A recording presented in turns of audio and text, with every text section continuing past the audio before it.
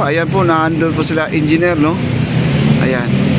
At ito po yung sinasabi guys, so ito. At gawan po nila ng solusyon itong tubig yung naglalawa dito. Antayin lang po natin.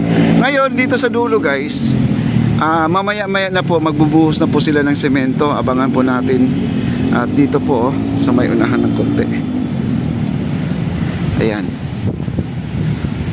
At napapansin nyo, may mga plastic cellophane na po sa sa gilid ng ating esplanade. Yung baluster natin nilagyan po ng mga plastic cellophane kasi may tendency po talaga tatalsik po ang semento pag nagbuhos, kasi gagamit po sila daw ng dito, yung mixer truck. Di ko lang alam kung ilang mixer truck po ang gagamitin dito sa ngayon. Ayan po sila Engineer Ray, sa Engineer Van, at saka si Engineer sino pa ito, nakalimutan ko ito, ayan, basta tatlo sila dito mga engineer ngayon. Sila po ay chine-check na po nila yung area na to. Ayan po sila Engineer Ray, oh.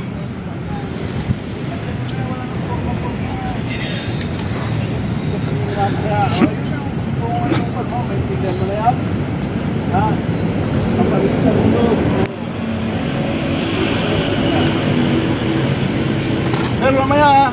Yes sir, abangan natin din pagbubuhos ito. Ayan, oh. Oo, nabuksan na nga raw. Mamaya pupunta ho, may padlock na raw eh. Pinag-block naman. Oo. Buti yung may-ari ng lupa na medyo okay na naman na. Oo. Road lot yun. Pero okay na, maayos na. Pinakon lang para pagdating ng contractor doon lalagay. Baka doon kami sa Randy, maglalagay na opisina natin doon. Pero sana po kung iba na ang kontraktor doon sir, engineer, no?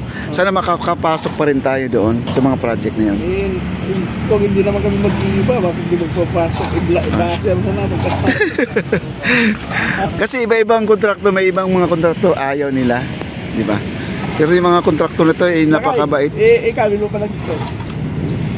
Ikanta pa lang dito, tanong maalam din kahit ko sa OA. Ayan po, salitang Ilocano po yung mga kaibigan, ha? Hindi po Panggalatok. Sila Panggalatok. Panggalatok sila. Yung mga Panggalatok pala yung mga karpintero natin dito guys, yung manggagawa natin, mga masisipag po ito, mga ito. At sila po ay nagmamasa ng simento dito guys, so ayan, no?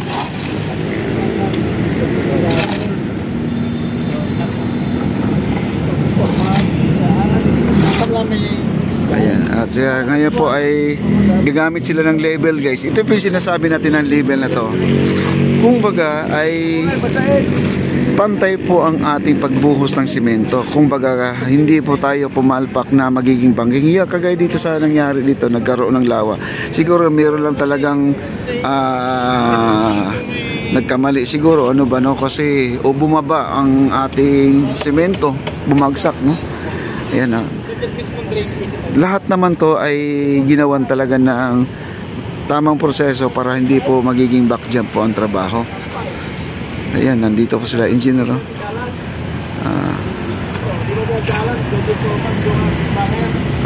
Ayan. Sila po yung mga Ilocana po, mga Ilocano pala. Ayan, doon sa dulo mayroon pong gumagawa rin, no? Sila po ay naglilimas, tinanggal po yung mga excess na tubig kasi yan po ay flood testing po kahapon. 24 hours nakababad po ang ating sahig dahil po nalagyan po ng waterproofing. Ngayon ay yung naglalawa dyan ay tinatanggal na po nila yung tubig. Ayan po, pinipiga-piga po nila yan, no? Kasi mamaya na po, baka darating na po yung truck, bubuhusan na po nila to.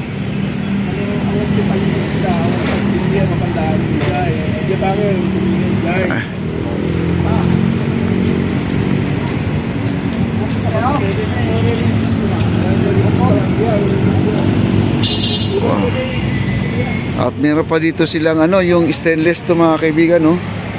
May mga stainless pa dito. Hindi ko alam kung saan yan ilalagay.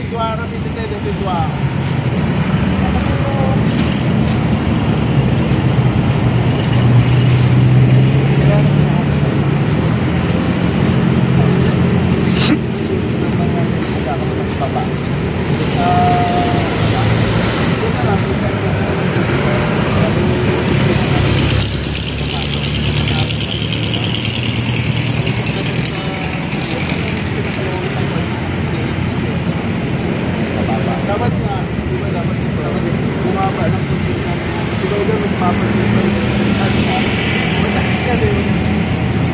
Kaya hindi, tingnan mo gawa sa kanso. Ayan guys, no, at pinag-uusapan po nila itong ano. Kasi ano po to guys, kumbaga mamaya na po ang buhos, hindi na patatagalin.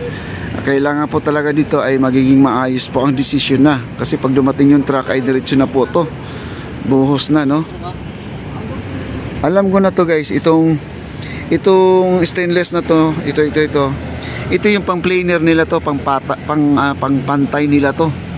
Kasi tuwid na tuwid po yan mga kaibigan. Ito yung pampahid sa semento para naman ay kung sakali manggagawa sila ng ano yung planer o yung plancha ba yan na sinasabi ko na maliit.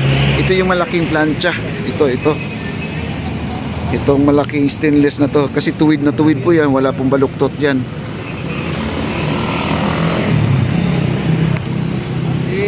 Ang gusto niya ilagay yung plywood, ipatong mo dyan, hindi naman level yan.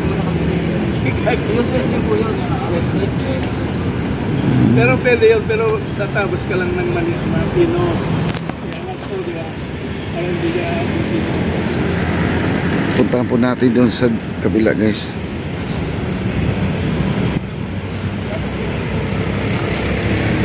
Ayan. Medyo marami bing tubig to guys. Ang tinanggal nila ngayon, no? Maraming tubig. Kailangan mawala lahat ang tubig, no? Kasi pag nandiyan pa yung tubig, mag-iiba ang timpla pa ang kanilang semento. Kasi yung semento na ibubuhos nito ay talagang ano na yun, tama na po sa sukat, no? Ayan sila, oh. Kaya bubuhusan na po ito mamaya. Abang-abangan lang po natin guys itong pagbubuhos.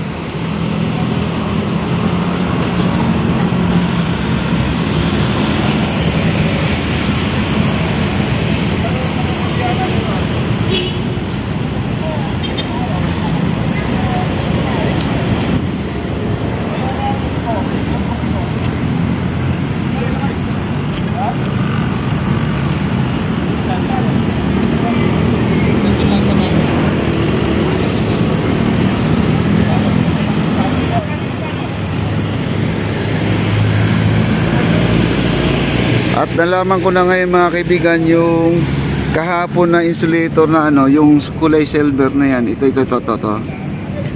Para dito pala nila nilalagay ito. Ito insulator para hindi siya dumikit, no? Yung kulay silver na yan. Ayan na.